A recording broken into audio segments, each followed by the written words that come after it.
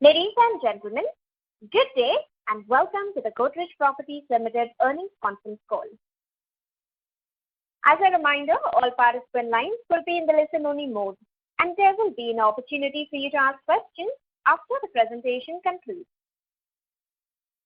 Should you need assistance during the conference call, please signal an operator by pressing star then 0 on your touchtone phone. Please note that this conference is being recorded. I now hand the conference over to Mr. Devrishi Singh from CDR India. Thank you, and over to you, sir. Thank you. Good evening, everyone, and thank you for joining us on Godrej Properties Q4 FY21 results conference call. We have with us Mr. Pirojsha Godrej, Executive Chairman, Mr. Mohit Malhotra, Managing Director and CEO, and Mr. Rajendra Khetawat, CFO of the company. We would like to begin the call with opening remarks from the management, following which we will have the forum open for an interactive Q&A session. Before we begin this call, I would like to point out that some statements made in today's call may be forward-looking in nature, and a disclaimer to this effect has been included in the results presentation emailed to you earlier. I would now like to invite Mr. Godrej to make his opening remarks. Good afternoon, everyone. Let me start by saying I hope all of you and your loved ones are safe and doing okay. Thank you for joining us for Godrej Properties fourth quarter financial year 2021 conference call. I'll begin by discussing the highlights of the quarter, and we then look forward to taking your questions and suggestions. As you all know, India is currently going through a crisis of significant proportion, with its second wave of COVID resulting in higher numbers of infections and deaths than any country has witnessed at any stage of this pandemic. From an economic standpoint, while this is likely to once again disrupt the first quarter of the financial year, we believe the impact will be lower than it was last year as we avoid a national lockdown and as construction sites are allowed to continue functioning. Our primary focus at this difficult time will be to ensure the safety and well-being of our workforce, including all the construction workers that remain at our sites. A prolonged second wave of infections and renewed restrictions could impact construction timelines and regulatory approvals for project launches. While this situation will interrupt the improved momentum for construction pace and property sales in the current quarter, we expect the sector to continue its recovery in subsequent quarters. With a net cash balance sheet, we believe we are well positioned to withstand any temporary setbacks and invest for the future, which we continue to believe looks very bright. In March of this year, we successfully raised rupees 3,750 crore in the largest ever QIP by any real estate company in India. Our equity raise was specifically timed to take advantage of a likely cyclical upturn in the real estate sector, and the proceeds will be used to fund exciting growth opportunities ahead. The current market dynamics, where the majority of the sector still faces liquidity challenges, provides us with an opportunity to utilize this capital to significantly strengthen our new project portfolio. From an operational perspective, the fourth quarter was GPL's best ever quarter on many parameters.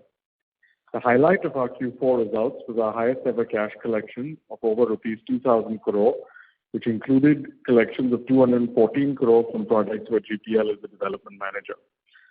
These collections led to a strong net operating cash flow of rupees 785 crore.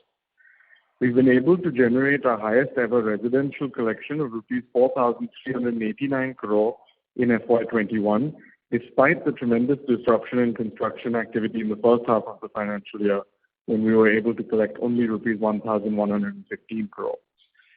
On the sales front too, the fourth quarter was GPL's best ever quarter in terms of the volume and value of real estate sold. We sold 3,602 homes during the quarter with an area of 4.2 million square feet and value of 2,632 crore, representing a quarter-on-quarter value growth of 77% and a year-on-year value growth of 10%.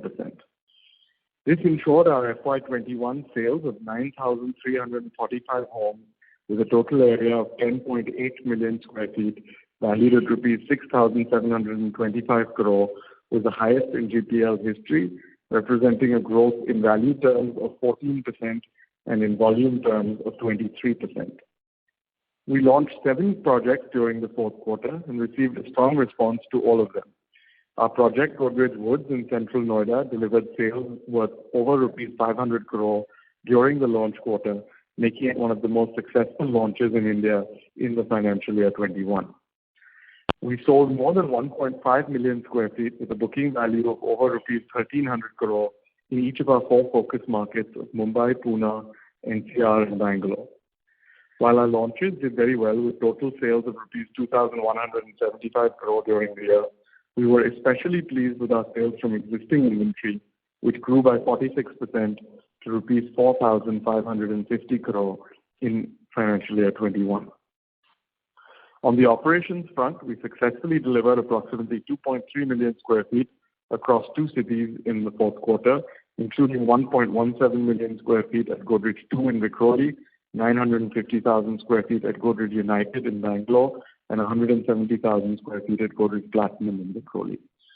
For the full financial year 21, we delivered 6.5 million square feet across 3 cities, which is the highest ever for GPL in a financial year. The revenue recognition from these deliveries in the fourth quarter was muted because the 2 residential projects were under the development management fee model, and the commercial project is 50% owned by us and will be a leased asset. As a result, in the fourth quarter, our total revenue decreased by 60% to rupees 508 crore. Our adjusted EBITDA stood at negative rupees 72 crore, while the net loss stood at 192 crore. For the full financial year 21, our total revenue stood at 1,217 crore, our adjusted EBITDA stood at 150 crore, and net loss stood at 189 crore. The loss reported in the fourth quarter was due to 3 one-time charges to the P&L relating to provisions.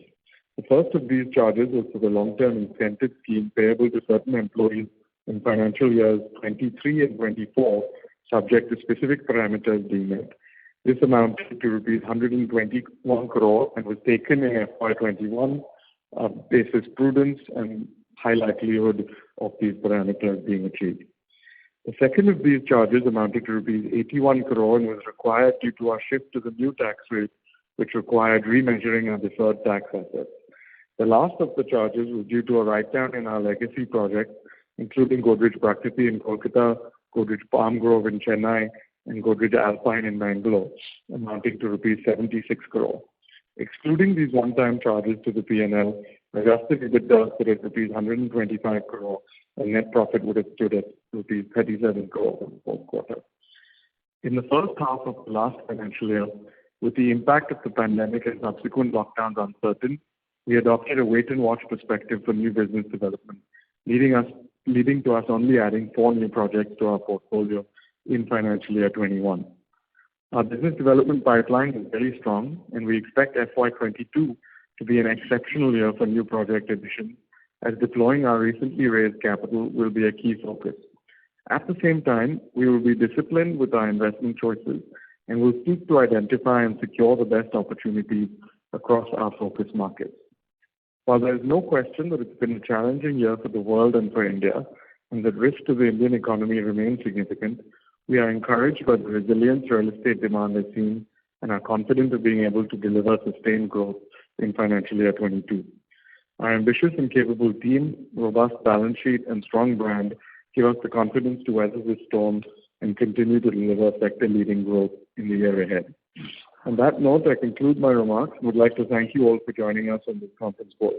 We'd now be happy to discuss any questions, comments, or suggestions you may have.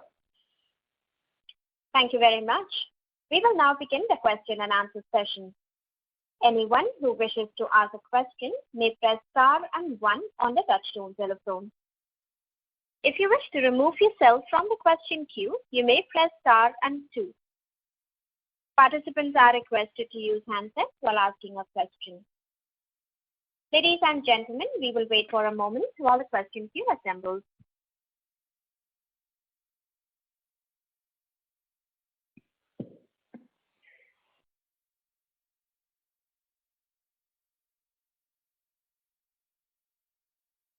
Anyone who would like to ask a question, you may press star and 1 at this time. The first question is from the line of Prakash Kapadia from Anyway Portfolio Managers. Please go ahead. Thanks for taking my question. I had 2 questions. Given that we've seen the second wave coming, and our key focus markets, be it Pune, Mumbai, Bangalore. What is the consumer behaving this time around versus last time? Is buying a house now not being prioritized? Is it being deferred, or is closure taking more time? That was the first question. And secondly, we've seen a higher contribution from existing inventory to total sales due to new launches. Will that trend continue, and what is the pipeline for FY22 in terms of regulatory approvals, PD, given whatever we are sensing in micro markets? If you could give some color, that would be very.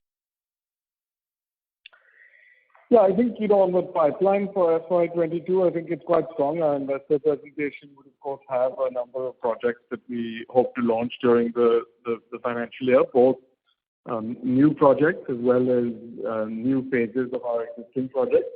Beyond what we've mentioned in the presentation, we also have several other projects where approval timelines are somewhat uncertain, so we've kept them out of the guidance we've provided, but we do continue to hope and expect to launch them during the financial year, including new phases in Vikhroli and hopefully our redevelopment projects in Mumbai, like the one in Worli, and possibly if we see increased momentum, hopefully even the one in Bandra. So I think the launch pipeline in terms of new projects for the year looks quite positive, and we'll do our best, of course, to get as many of those launched as possible. Our experience basis the first wave of the pandemic last year is that the things that suffer the most as a result are regulatory approval timelines, as government offices are either not functioning in normal ways or are focusing their attention rightly on the most pressing issues related to the pandemic. So we would expect to see again perhaps some delays in the current quarter to regulatory approvals. We've of course learned the lessons on construction labor strength at sites and are doing our best to retain construction workers this time around.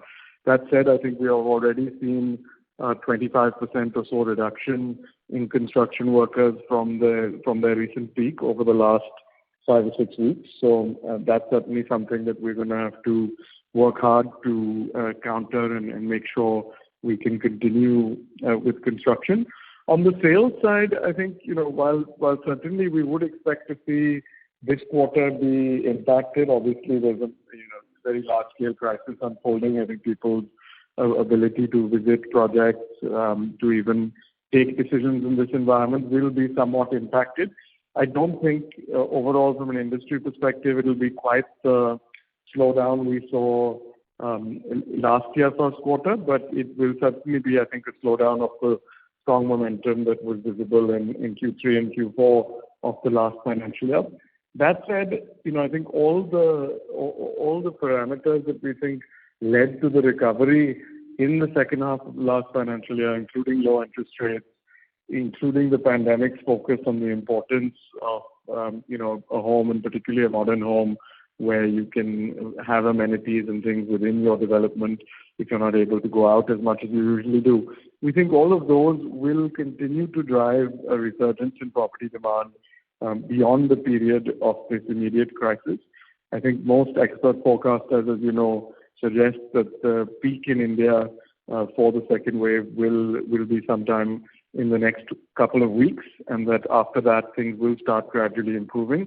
So we do expect a significant impact in the first quarter, but a recovery beyond that. And I think we were able to see last year that you can make up for lost time in this sector. We had almost no new launches in the first half of the financial year, but because of the strong launch pipeline we had in the second half, we were able to deliver strong growth in booking value despite those constraints. So we continue to expect pretty strong financial year, and we have a good pipeline both on launches as well as new business development. And if anything, I think the current crisis will again strengthen the level of business development opportunities available. So we'll of course do our best to ensure current operations are maintained at the highest level possible, and that we also use this opportunity on the business development side. That's helpful. And, Firoza, unfortunately, you mentioned some of launches in Bombay would happen sometime this year. So assuming Mumbai contribution in the overall value growth is much higher than the one. So I wasn't able to hear you too well. Mohit, will you take that? Yeah. Sorry, I myself wasn't able to hear you properly. Yeah. You mentioned about, some of the launches in Mumbai, which, could be possible sometime this year. So assuming, the launches go through, the value growth will be much higher than the volume growth for FY22, right? Yeah, see, these Yes, are I think Mumbai is so. a much higher price market. Yeah, obviously the Mumbai launches are high value launches, especially launches like Worli and Bandra. So in case they come in on board, then they will have a significant impact on the value growth. Thanks a lot. All the best. Thank you. Thank Thank you. We would request participants to please use handset mode so we can hear you clearly. The next question is from the line of Puneet from HSBC. Please go ahead.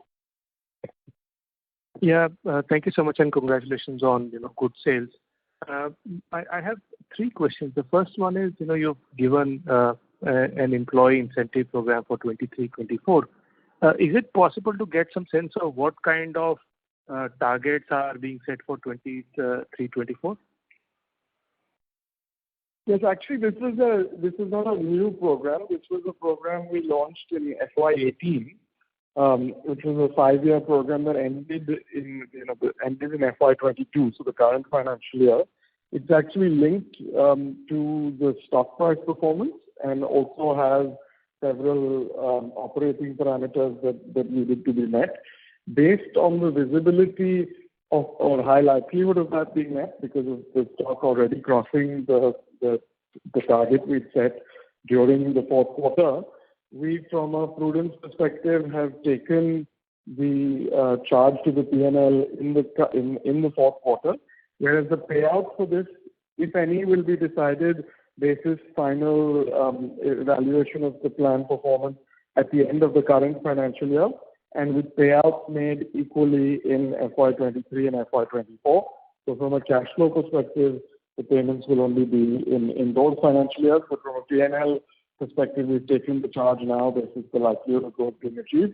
And of course, if they are not achieved because of developments during this year, then those amounts would come back into the P&L. And if they are achieved, there will be no further P&L impact. Okay, so this is for target for FY22, not 23-24. Correct. This was a plan we had for our senior team launched 4 years ago with a 5-year duration and with payments in the 6th and 7th year and a one-time long-term incentive. Got it. My second question is, you raised a substantial amount of capital last year. What is the timeline that you see you will take to deploy this capital? I think we expect to deploy it between this financial year and the next financial year. I think there's a couple of things that we look at. On the one hand, I think obviously we've raised this capital to fund rapid growth. We do believe that there's a period of time here where sales have recovered largely for the sector, notwithstanding any new developments because of the second wave, but where liquidity conditions for developers remain very tight, and that therefore there continue to be deals available at what we think are attractive valuations. So we specifically raised the capital to kind of address this timeline, and do believe this won't last indefinitely, because as sales continue to improve, business development markets in terms of land markets will also get tighter. So we would like to try to deploy most of this in the next couple of years. At the same time, we obviously want to be prudent. We want to understand if there are any changes to that hypothesis that will be required because of what we're currently seeing in the country. Our current expectation is that there won't be, but certainly we will have an eye on what's happening and make sure that we're being prudent about the deployment and focusing on getting the right quality of deals and not rushing to do deals because we have the capital available. But I think our current visibility would suggest that we should be able to deploy a lot of it within the current financial year and next financial year. Okay. The third one is you've talked about 20% ROE. How do you think about it on the expanded capital base? Yeah, I think clearly on the expanded capital base, timelines for this get pushed out quite considerably. I think we should be able to demonstrate. We think, financial year 23, we've been saying, is a year where we expect meaningful inflection upwards in our P&L and cash flows. We think we can, continue to grow bookings and cash flows this year very strongly and have reasonable earnings. But we really think, something meaningful in the P&L will be starting from next year onwards. But clearly on the new capital, I think the way to think about it is if we take a couple of years to deploy it, and even best case timeline from there on would be another 3 to 4 years to see any P&L benefit from that deployment, because we'd have to, of course, get the project, go through the regulatory approval and the design phase, launch the project, and fully deliver them before the P&L is benefit. So I do think that, that guidance on an overall balance sheet gets postponed quite significantly because of this capital raise. But obviously we should be able to demonstrate clear movement towards that goal through much stronger margins and actual P&L from next year onwards. Okay, that's helpful. Thank you. If you don't mind, last one, how are you looking at the valuations on the land side? Have the deals become more attractive versus FY20?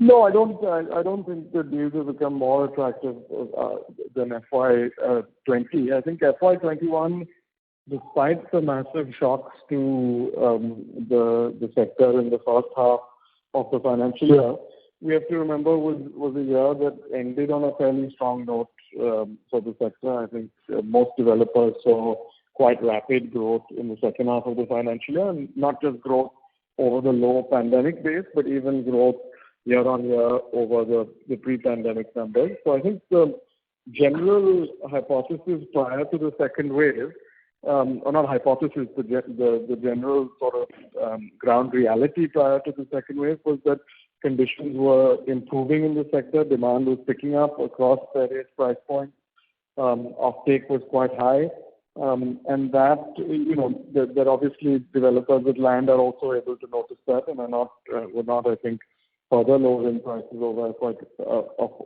FY20. Now, what impact this second wave has, I think it's obviously a little bit early to comment on. Our sense is that as things stabilize from a pandemic perspective over the next couple of months, as they hopefully will, you'll see something similar to last year where property sales do quite well. So I think we remain, quite optimistic beyond the first quarter of how the sector will fare, and therefore do feel that now is the time for business development, because as markets continue to improve, land markets will tighten as well. But given the scale of the liquidity challenge in the sector, even prior to the pandemic, there certainly will be significant opportunities, we believe, over these next couple of years. Okay, great. That's very good. Thank you so much, and all the best. Thank you. Thank you. The next question is from the line of Abhinav Sinha from Jefferies. Please go ahead. Yeah, hi. Good to see the sales number and the cash collections. So, a couple of things I wanted to ask. One, are we seeing some impact already on the cash collections as we go forward? Are the job customers asking you for deferral in payments? Nothing of any huge concern at the moment. I think the main concern, as I mentioned, is that we've seen a 25% reduction in construction labor. We've recently launched some incentives for contractors and for labor at our sites to try and retain as many as possible. And we don't see the situation of last year repeating, where we had lost 75% of the construction workforce at the worst stage last year. So this year currently it's 25%. We don't expect it to get much worse from here, but certainly there's no way of knowing that for sure. So I think the impact on cash collections will be more from those milestones somewhat keeping because of the lower construction labor than from customers being unwilling to pay. And so far, I think we're not seeing anything very surprising on the collection side. Mohit, anything you want to add to that? No, Parashar, the same view. Okay, and since we are on this, Mohit, also maybe you can help us. Are there some markets which are lagging? Say NCR has higher labor lag and something like that. It's across actually markets where we're seeing that the labor strength is following. But as Pirosha said, we have spoken to contractors. We are working on some kind of incentives for laborers for them to be retained. And we are seeing positive traction, early signs of that. So nothing significant across geographies from a trend perspective. Okay. Secondly, on the P&L for the current quarter, and also in this context, the stake increases that you have done. So I wanted to check, has the stake increase in the Avenues project had any impact on the revenue for fourth quarter? So that's one. And secondly, for the land payment outflow that we have seen, what all does it include in focus? So, Abhinav, it's not a major impact on the P&L because most of the revenue has been recognized. So it was a natural stake buyout and exit to a JV partner. So it doesn't have a major impact. Whatever the residual P&L will be left out, now it will come 100% to us. Sorry, what was your second question? So secondly, on the outflow for the land payments during fourth quarter.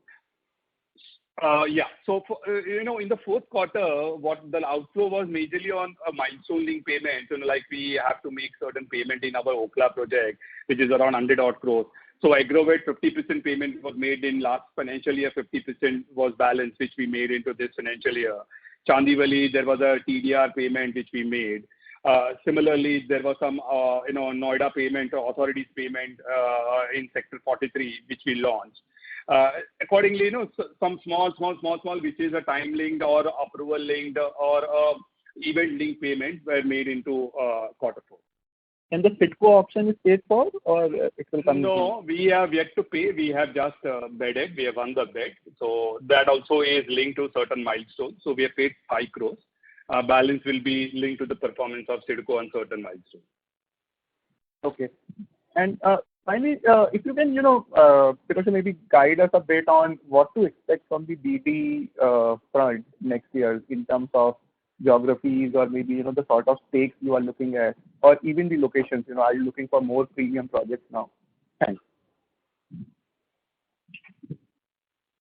Mohit, do you want to take that? Sure, Pirosha. So on BD, I think the strategy has been working very well, and we would like to continue on this strategy. We would, if you look at even in the last few years, we have focused on these. So we would, definitely follow the same strategy, of taking higher equity stakes in our joint ventures and, opportunistically look at buying out lands if, valuations are very attractive. So a lot more of the same, Abhinav. Okay. Thank you. Thank you. Thank you. The next question is from the line of Kunal Lakhan from CLSA. Please go ahead. Yeah, good evening. Just on the collections front, so we had like a good collection run rate this quarter. Was there any one-off or anything in the collections? Because the 2,000 crores on a 2,600 crores sales, it's like almost 77-78% of sales, which historically that number has been a little significantly lower than that. So just trying to understand whether this run rate is sustainable or was there any one-off in this?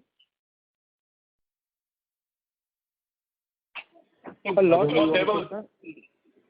of this was actually, pent up, which was there from Q1, Q2. If you see, Q1, Q2, the registrations had come to a grinding halt. So that created a backlog. Construction was severely hampered. So in Q3, Q4, we really ramped up the construction and a lot of billing milestones were achieved in Q4. So, it was a lot of the backlog of registrations and also, the good progress we made on construction side, which helped us achieve those customer milestones. Sure, that's helpful. So we do expect collections to continue to be strong in this financial year. Again, there could be some small disruptions in the first quarter, but even some of these sales we've done on payment plans like we did in the first quarter of last financial year, a lot of those payment plans will now create quite a bit of cash flow in this financial year and next financial year. So we do expect to see collections growing even faster than booking value in the current financial year. Sure, that's encouraging. On the sales side, right, you've clocked a 14% growth in this year. How should we look at FY22 in terms of internal growth targets and beyond FY22? No, I think as we sit in the middle of this crisis, it's a little difficult to project that with much accuracy. I think we'll all have to keep an eye on what's happening and see what the impact is. Our best estimate currently would be that we'll see a muted first quarter given what's happening. But as we saw last year, that can be quite quickly made up for through new launches and increased momentum once things turn more positive, which we expect they will from the second quarter on. We certainly expect to deliver booking value growth over FY21. Whether that growth is relatively modest or very high, I think it's a little hard to say given we'd probably prefer to comment on that next quarter. But absent this current situation, we were expecting 20% plus booking value growth.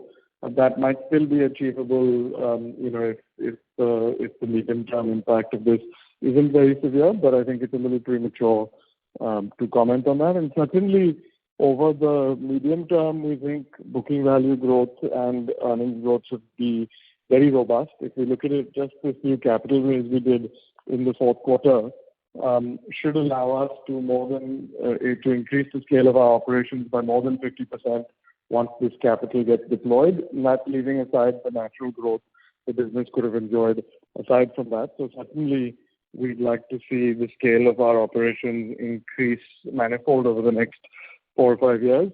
In the immediate sense, I think in FY23, we hope to cross 10,000 crore of booking value. That's next financial year.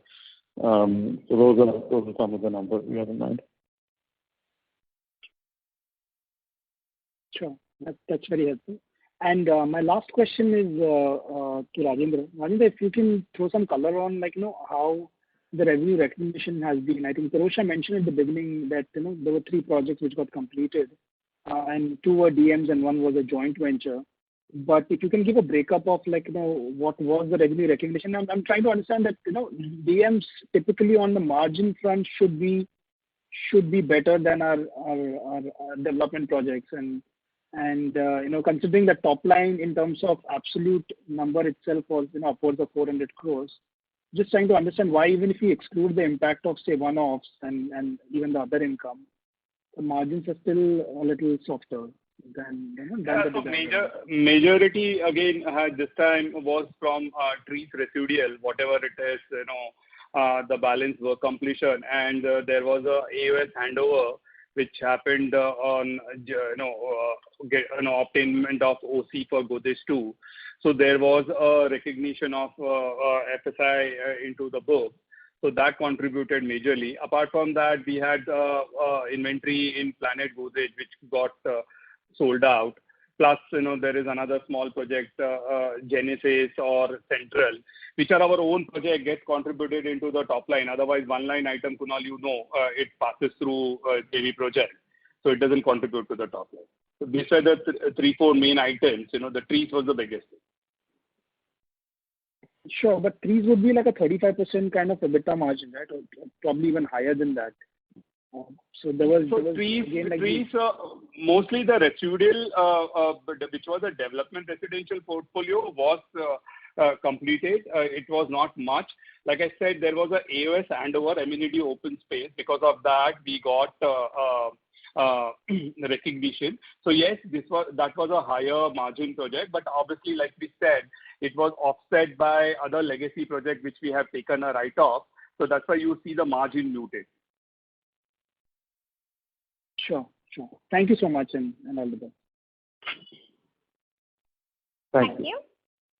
The next question is from the line of Kunal Sayal from Bank of America. Please go ahead. Great, thanks. Pirojsha, a couple of questions from my side. The first one is, now that volumes have been good in the sector for, give or take 6-9 months, do you spot an opportunity for price hikes in projects, or will that still have to wait for later in the cycle? And then the second one was, as you look to deploy this expanded capital over the next couple of years, like you said, would you still be targeting an IRR of 20-25%, or could it be different for this latest round? Thanks. Hi, Kunal. I think, on the pricing front, while certainly there may be opportunities project by project to look at some increases, and there we have taken some such, I think it's still way too early to consider it meaningful at a portfolio level and certainly at an industry level.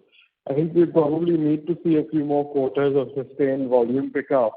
And obviously, this current crisis that the country is facing is going to create some interruption as well. I think the pricing outlook is if the crisis comes under control this quarter and the improved momentum resumes, certainly in the second half of the financial year, we think we might be looking more at industry level price increases. As of now, while both us and competitors on individual projects have seen some price movements, I think it's too early to consider any kind of industry level movement.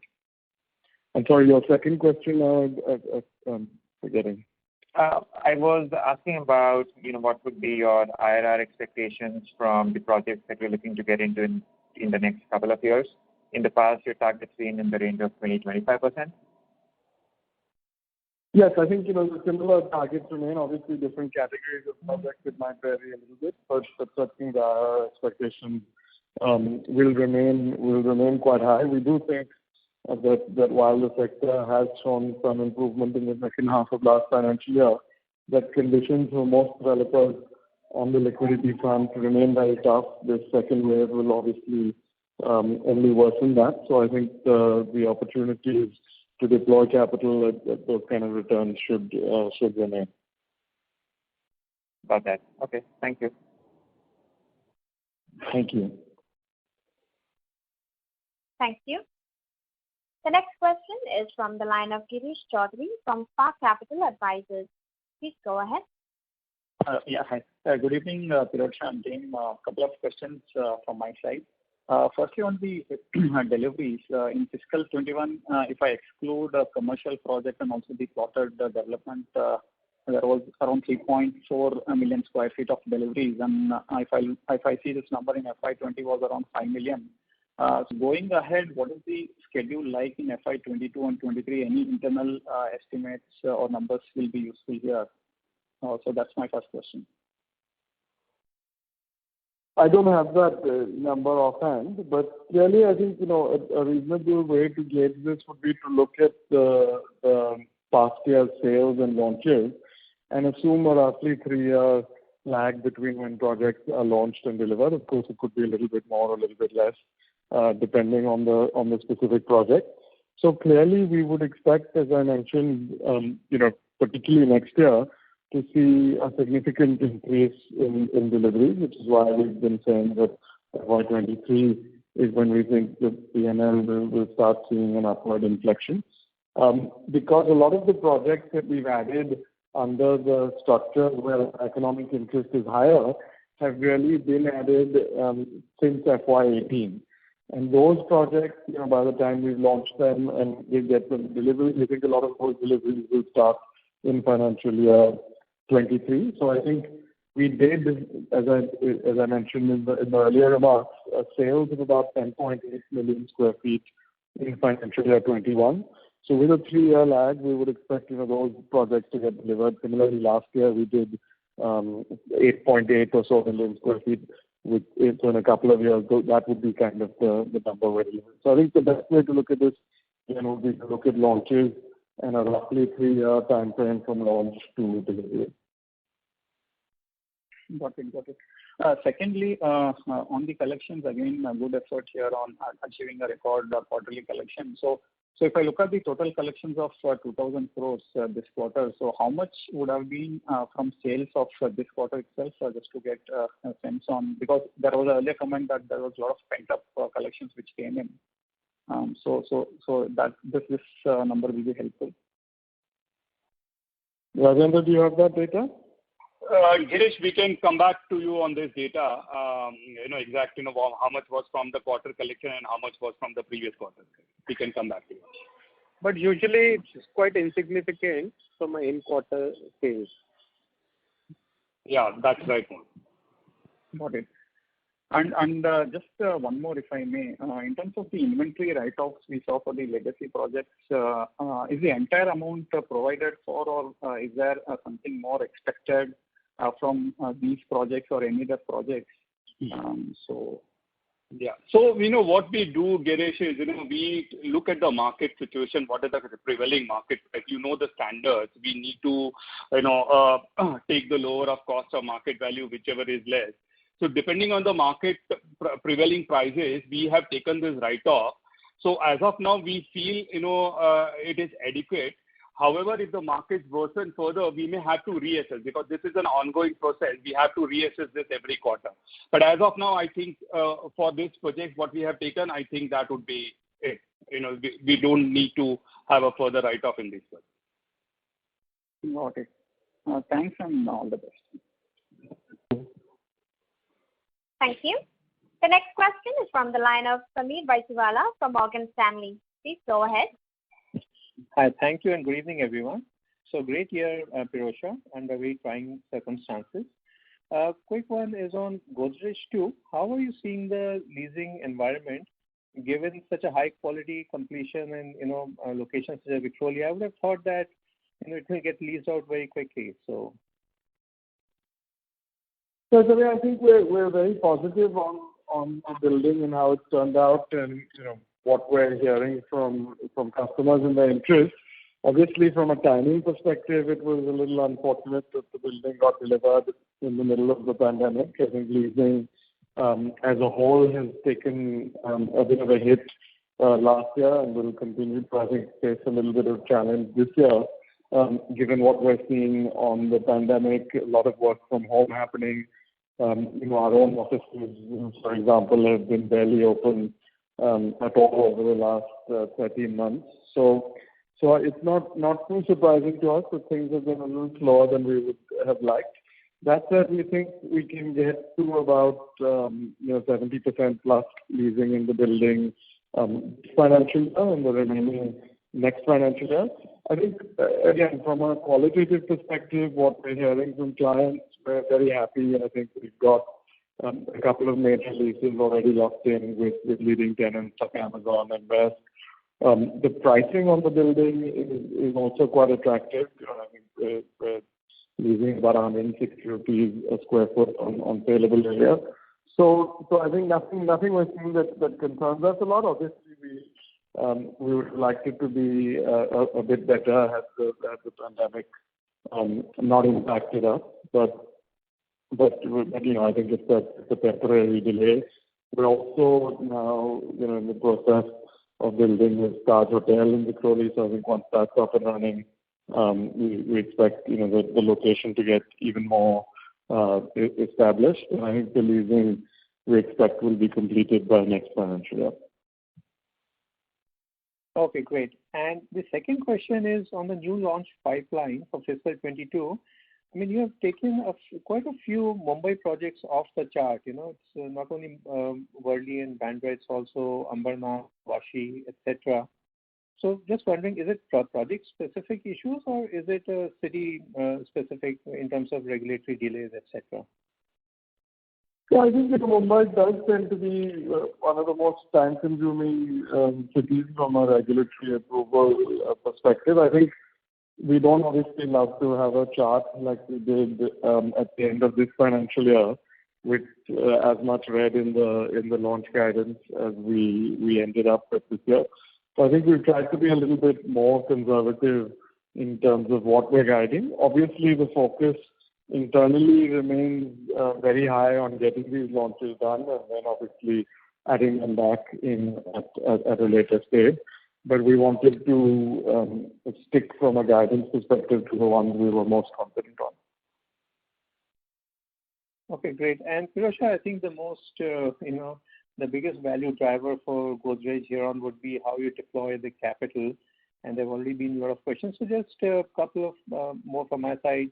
On one side, I see, transactions such as Sanpada, 1.5 acres, which is quite small now relative to your wallet size. And on the other side, you have what 1,400 crores sort of deferred payment, Ashok Vihar type project. So where does this sit in terms of your size criteria? Would you be doing quite a few 500,000 crore transactions? Is that the way we should think about it?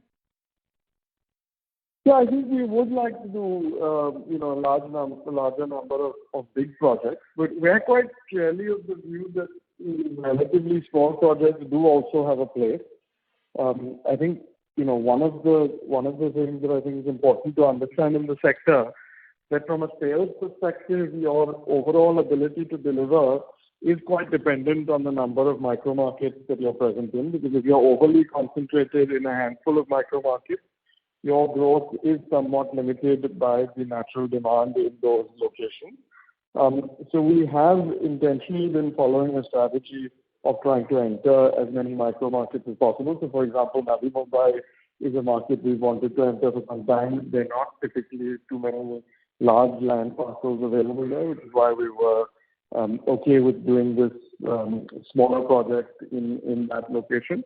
I think we continue to believe that there is a place for these kind of projects. We don't want to do only very large projects because, again, for several reasons, including ability to grow scale by entering multiple geographies, also ability to sell that much in one location. All of these, I think, make it that there are benefits to having multiple projects in different micro markets. At the same time, we've obviously been looking to increase the kind of number of larger projects we're doing, whether Ashok Vihar or Worli or Bandra, and we are looking at some opportunities of that type as well, and certainly expect those kind of projects to be more common for us going forward also.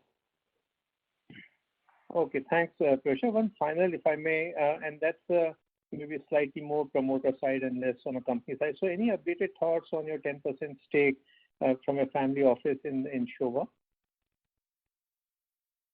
No, nothing further on that. As I said, that more an investment opportunity that the family office saw when I think stock prices in general and in the sector got to unrealistically low levels. I think knowing them as a competitor, we know they're obviously a good company, and the valuations they were trading at were quite attractive.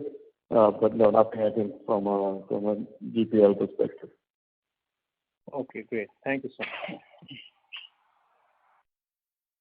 Thank you. The next question is from the line of Pragata Ghosh from Franklin Templeton. Please go ahead. Yeah, thanks for taking my question. So on the employee incentives, can you just clarify, apart from stock price, what other parameters were they linked to?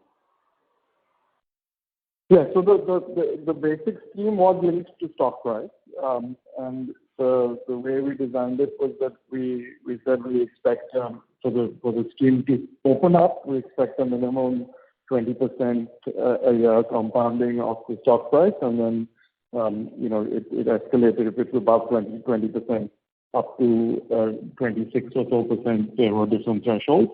We also said that we expect a minimum gap between our own stock price performance as opposed to the realty index performance of at least 10% compounded per year.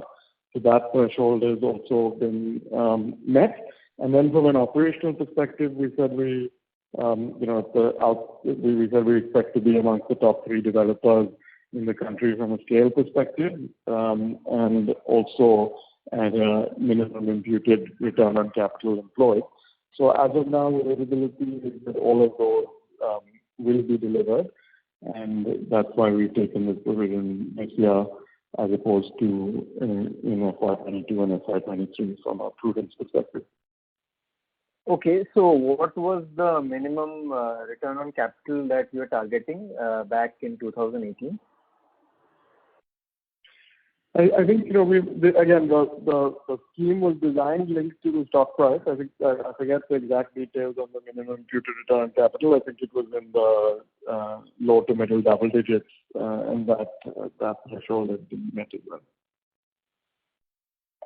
Okay, so no, I'm curious because back in 2018 we were actually talking about the 20% ROE thing, and because this is a significant payout compared to our usual run rate of employee expense, I expected that there were probably slightly more aggressive financial parameters linked, like which should have been the target when we had rolled this. Yeah, I think one of our thoughts back then, and as rightly turned out given some of the equity raises, etc., is that using only return on capital, given the uncertainty on where the capital base would create challenges. So we had at that stage, and perhaps rightly or wrongly, linked it mainly to stock price performance, judging that would be the best all-round indicator of how the company has progressed.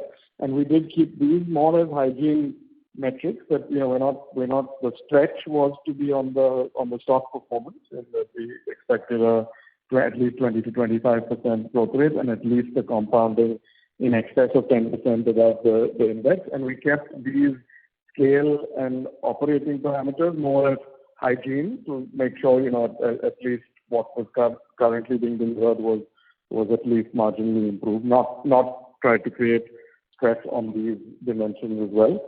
So that's how we had thought of it.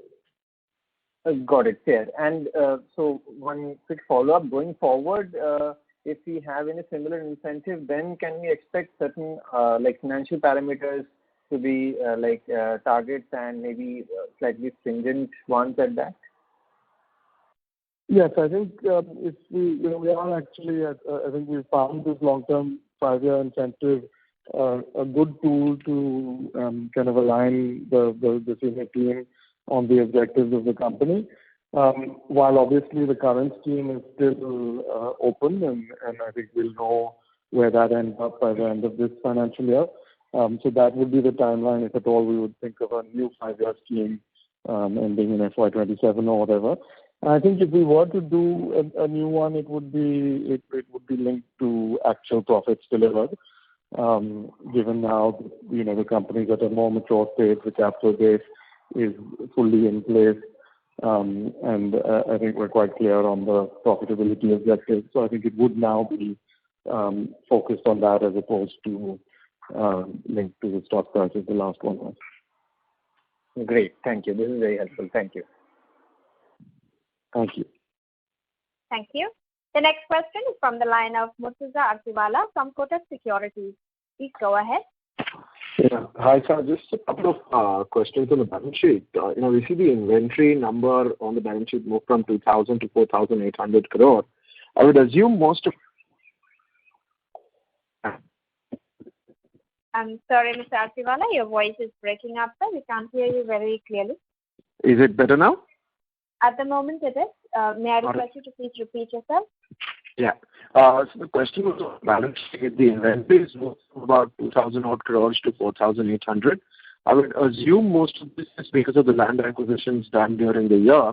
Could you highlight how much of this 4,800 would be land purchases, which is still not launched, etc.?